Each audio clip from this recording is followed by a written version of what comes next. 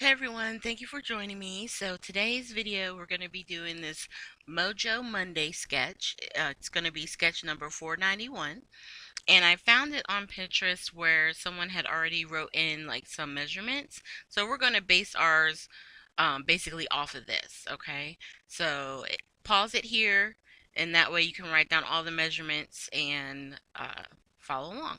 Because I've already pre-cut, I'm using my Golden Grove from Kaisercraft, and we're going to be making two cards. So for my base mat, I made it my typical four, excuse me, 4 1/8 by 5 3/8, and then the pattern paper is cut at 5 1/4 by 4 inches, and that gives us a nice even border all the way around. And I'm attaching all of my paper using the ATG and the art glitter glue, as I do always. Now this week I did not do any of the ink, distress ink on my edges because I'm matting, I want to say every layer but one, and uh, I was fine with the way that it looked, how it turned out. But like I said, most of the time, and you'll see here coming up, I use the ATG and the glue to give me time to maneuver and move stuff around. So that way if I were to add something wrong or upside down, I'll have time where I can pull it up without tearing all the paper underneath.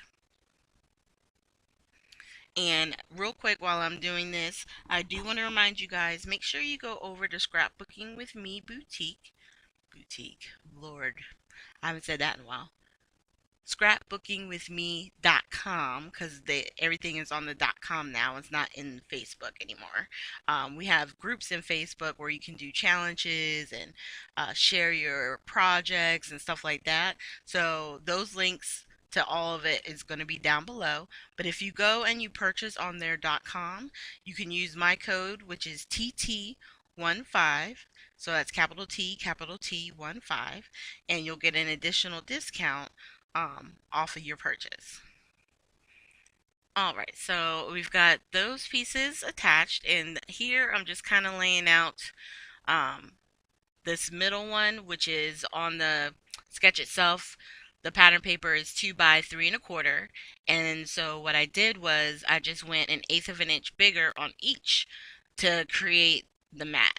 So the mat for the 2 by 3 1/4 would be 2 1/8 by 3 3/8. And I did the same thing with the one that's underneath, the one that we already attached. And I didn't like the placement of that one, so I did move it up a little bit. And thankfully, because of the glue, I was able to do that and not mess up the paper. And then we're going to do the same thing on the second one. Now for this one, uh, if you guys haven't tried the Kaisercraft paper pads, I am really starting to dig them because they have the sentiments in the back. There's some round ones, square, they have really pretty shapes. There's even like some optional borders. They give you, I want to say it's 4 pages of different things that you can use.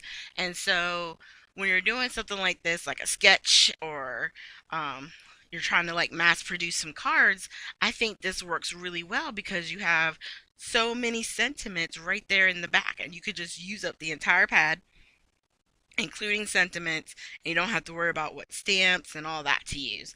And then we're able to use all this pretty paper to create a really nice, subtle, yet bright, vibrant. I like this pattern paper a lot with our sentiments. I think it turns out really good. Now, these two cards that we're going to be attaching our base to, these were actually in the June kit. It came with 5 cards and 5 envelopes, and I took 2 of the cards, and I'm creating the 2 cards this week. And then what I want to do is I'll create probably 3 cards next week, so that way all 5 will be used, And then I've basically created like a little gift pack of cards.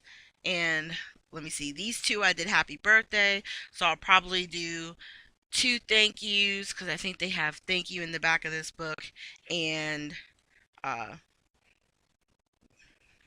thinking of you maybe because there is one tag with that. All right, so for the sentiments, I'm going to use the last bit of the foam squares that we got in one of our kits. I finally finished it up, and we're going to attach the happy birthday with that. And we're going to do the same thing with the second one. And I'm holding them up just so I can see better because I sit level, so sometimes I have to hold it up so I can make sure it's straight. And here I was trying to figure out where to put the Nuvo drops, and I decided on up at the top because it just made more sense to do it up there. There was a little bit more room so I could space it a little bit better. And then I'm going to grab them and I'm going to start tapping because I want them as they settle to kind of flatten out a little bit. And I know I've said it before, but make sure if you want to make sure the inside is fully dry, you gotta wait, I think they said 24 to 48 hours, and then they'll be totally set. After a few hours, they feel like they're solid, but they're still soft on the inside. So if you press down or leave something on top of it, there's a chance it's gonna wind up smushing uh, our Nuvo drop. Okay, so here we are showing you close-ups of the cards. Just a reminder, don't forget to go to scrapbookingwithme.com. When you go to checkout, use coupon code TT15, and I will have links to the latest Kaisercraft items that they have on the website, okay? So don't forget TT15, and I hope you guys have a great weekend.